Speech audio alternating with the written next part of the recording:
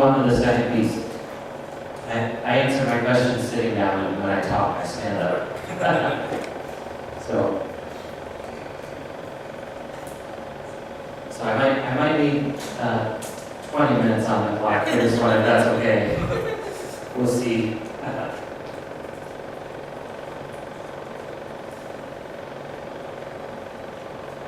So undergraduate research is one of those high-impact practices.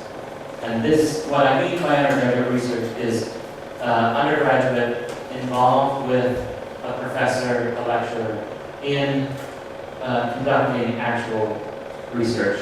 And for us, we'll see, it's research outside of class. So it's not as a part of a class project. Although sometimes, and you'll see from my own experience, sometimes research experiences are embedded in classroom experiences. So I'm going to talk about a study about undergraduate research. It's a paper publication with two of my colleagues, Karen Weber, who's from the University of Georgia, and Allison Birch-Lawrence, who is someone who works in our Center for Postsecondary Research. And so if you want to see the paper, you can search for us, and you'll find the paper about undergraduate research. In this paper, we use two different data sources, the National Survey of Student Engagement, and we're using responses from over 111,000 students, a lot of students. And the Faculty Survey of Student Engagement, which is a survey that I run, and we're asking, in that survey, we're asking lecturers, instructors, professors about how they encourage students to be engaged, what they participate in, what they see their students doing.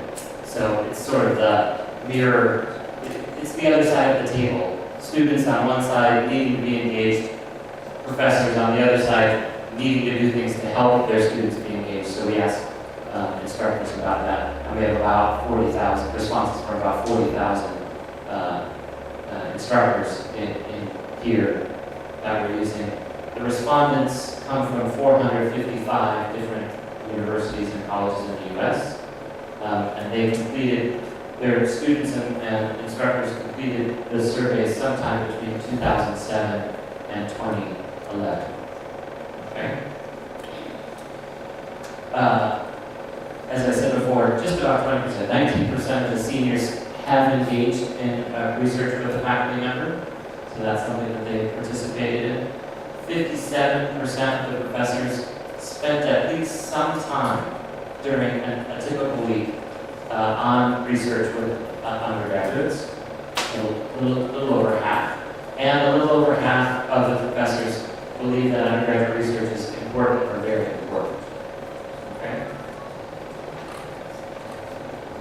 The dependent variable in our study is, have you done work on a research project with a professor outside of course or program requirements? So are they working on this project outside? And we've done a little bit of work beyond what I'm talking about today. This is sustained involvement with a professor. It's research that the project might take a year or a year and a half. It usually takes more than a semester to be involved in this type of work for the student. And we're measuring whether they've done this or not done it. And what we found is that, so we did an analysis using hierarchical linear modeling, so looking at the predictors at the student level, what student characteristics predict whether they participate or not. But then we also looked at institutional level characteristics that predict the variation between institutions in the proportion of students who participate in undergraduate research. And what we found is STEM majors, so students who are working in the faculties of science, technology, engineering, or mathematics, they're more likely to do undergraduate research than students in other fields. Students who have higher grades tend to do undergraduate research more than those who do not. In the U.S., we have social fraternities and sororities. These are organizations outside of class that students can belong to. And those fraternity and sorority members are more likely to do undergraduate research. Students In the U.S., students at the undergraduate level are many different age groups, but it's those sort of who are traditional college age, sort of 18 to 24, that are more likely to do undergraduate research. In the U.S., we have lots of students from the U.S., but we also have lots of students from other countries around the world. And U.S. citizens, our U.S. citizen students, are more likely to do undergraduate research than others, which I think is a concern. That's a concerning result. There's no reason to me that a student from abroad could come. I think they benefit from undergraduate research the same way U.S. citizens do. So that's a discouraging finding. The next one is understandable. Full-time students, students who are enrolling full-time are more likely to do undergraduate research. Students who are enrolled part-time have competing priorities. So they might be working in a job, they might have families, they have other things that are taking up some of their time. So it's understandable that they would take on this extra work of doing undergraduate research. First-generation students, students whose parents did not go to university, are less likely to do this. So students whose parents who have gone to university are more likely to do undergraduate research. In the U.S., this is an interesting finding. So students from minority racial and ethnic groups are actually more likely to do undergraduate research than our white Caucasian students. Men are more likely to do undergraduate research, male students more likely to do undergraduate research than their female counterparts. Students who live on campus are more likely. Students in the U.S., oftentimes students move from one institution to another during their undergraduate career. So someone might start at Indiana University and they might go from there after a year or two to the University of Kentucky or to the New York University or something. They might move to another university. And those students who do not move are more likely to do undergraduate research. And then the last finding at the student level, those students who do a lot of classes online or through distance education are less likely to do undergraduate research. Those who are at a campus, and that's very understandable, are more likely to do it. Okay, so those are the characteristics of the students. At level 2, we found some interesting things. So in the U.S., we have big major research universities, the ones that award doctoral degrees and master's degrees and undergraduate degrees. And our research universities and our small colleges, four-year institutions that only award bachelor's degrees, students at those two types of institutions tend to do undergraduate research more. It's at the universities that don't award doctoral degrees, but award master's degrees. So they're just master's institutions. They award master's degrees and undergraduate degrees. They're less likely to have undergraduate research happening. So it's those sort of institutions in the middle. Students at, highly competitive, right? So the very selective institutions, those students at those institutions are more likely to do undergraduate research. Institutions that are medium in size, so not the very big ones and the very small ones, students are more likely to do undergraduate research, but at the ones in the middle, they're less likely. Size, there's two things there. So if the smaller the institution, the more likely it is that you're going to do undergraduate research. So the ones that are medium in size, the ones that are large in size, less likely, and that's controlling for these other factors. Then it's the last two things. This is where we were really kind of interested. So we took our data from the faculty survey and we aggregated it up to the institution level to come up with an average amount of time that faculty spent on undergraduate research and the average level of importance that faculty at that institution placed on doing undergraduate research. And both of these measures were strongly related to the proportion of students who did undergraduate research. The more time professors spent with undergraduates on undergraduate research, the more students did undergraduate research at that institution. Now that's not really that surprising, right? I mean, the more they're doing it. On the other hand, you could spend more time, but just with a small group of students.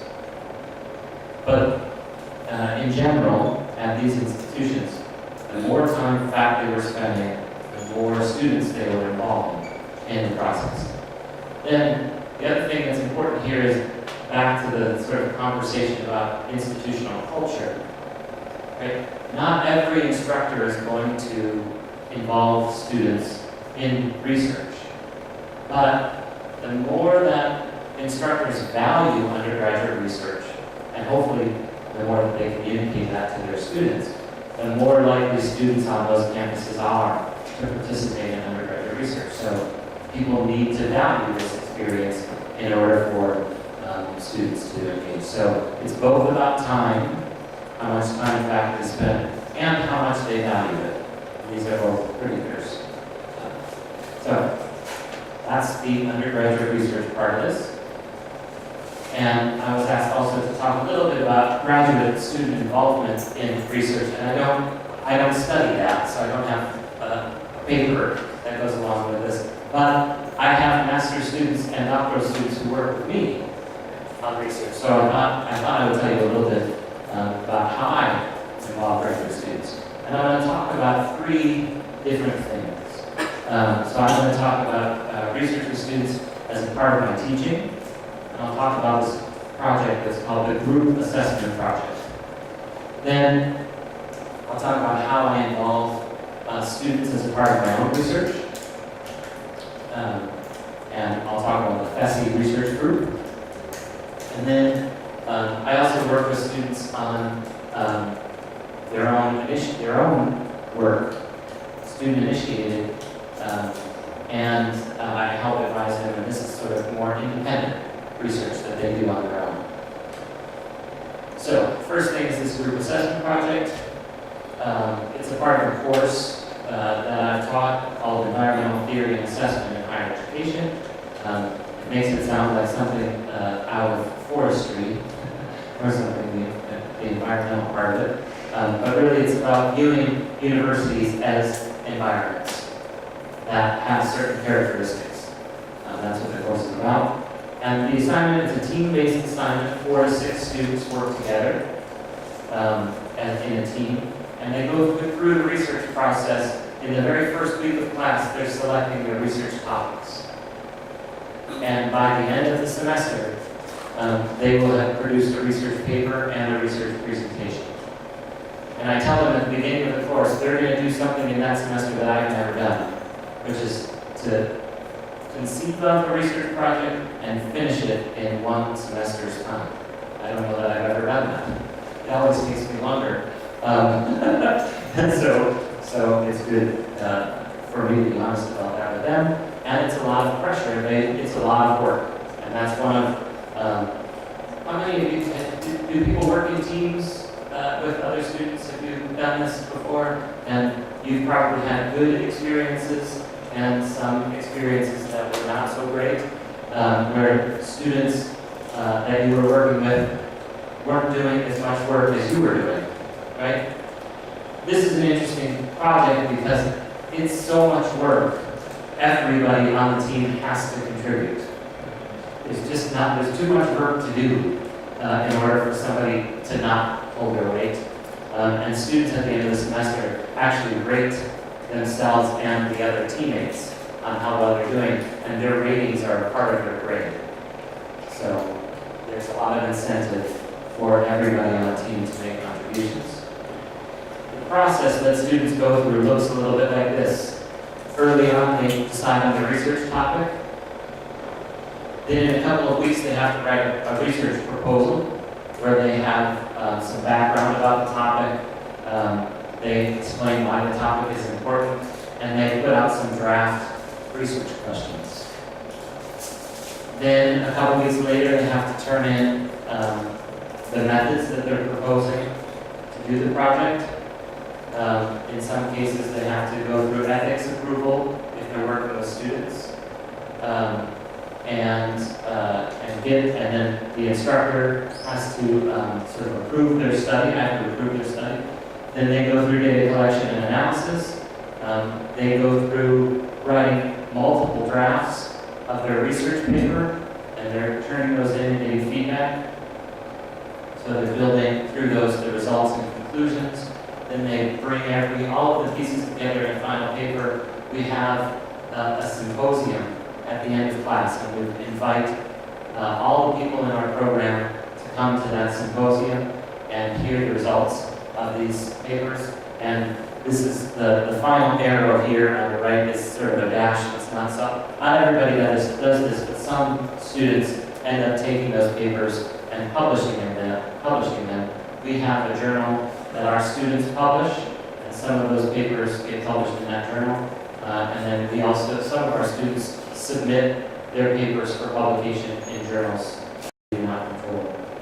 And these are 3 examples of papers that students have done, and it's 3 that were published. So there's one here on institutional missions and how they might appear in the admissions materials that people send out. One about student-faculty interactions, and then one about Facebook, and whether it's connected to developing mature relationships. I'll let you know, Facebook at the time that they did this study was not connected to developing mature relationships. It was very surface level relationships between other people, which now we all know about. Okay, so FSSE is a companion survey to the National Survey of Student Engagement. As a part of that project, I and some of the staff members run a research group, and people in our center are able to join us. Some of the full-time researchers and our graduate students are a part of this group. I just answered an email this morning about scheduling our next meeting. So we'll have a meeting in January toward the end of the month. And we meet about once a month. And so talk a little bit about FSSE. FSSE is not as big as NESE.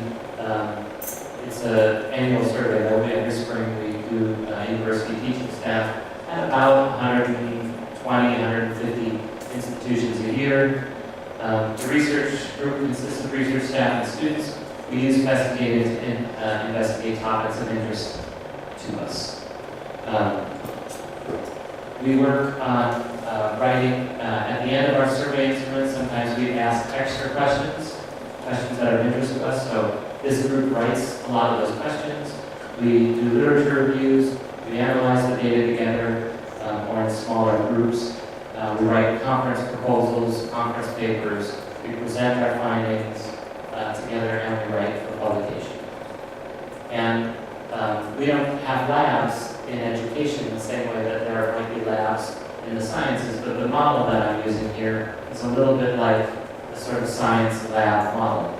We have a group of people, there's one professor, me, and then there's a couple of sort of full-time researchers, that's kind of like postdocs, and we have doctoral students. The piece that we're missing is we don't have undergraduate students in our programs, so they're not a part of this group. But so different people with different levels of experience and expertise, and we help each other learn what we need to learn in order to produce the research that we're interested in. Here's a couple papers that are out there that come from this research group. Topics include faculty preferences for identifying disciplinary peers, differences between men and women in their collegiate teaching style, and institutional encouragement and faculty engagement in the scholarship of teaching and learning. A few papers, and then the last final thing, the way that students get involved with media research is a student, in an independent study situation, a student proposes, will schedule a meeting with me and propose a project. And if I approve, I'll provide some guidance and assistance as they go through the process. Sometimes these are connected to the faculty survey, and sometimes they're not, where the students don't work. We can do independent study as a formal part of the curriculum, so they can register for a class that's called independent study and get class credit. Or it can be a part of their doctoral dissertation, sort of fit this mold. They work with me. And we meet anywhere from once a month or every couple of weeks to every 3-4 months, depending on what the student needs and how much advice and assistance. And you can see lots of studies get produced this way. Different students have been working on faculty grading orientations, the connection between college teaching, learning, and films. How those are portrayed. This student actually looked at films, U.S. films and films produced in China, and how the portrayal of teaching and learning is done differently in those films. Motivations for complex professional environment, adjunct faculty at community colleges. This was a doctoral dissertation, and speaking of race, college presidents or university presidents' speeches and student unrest in the 1960s in the U.S. So that was also a dissertation. So a few examples there. Just about made my time perfectly. Thank you. Any questions? Right.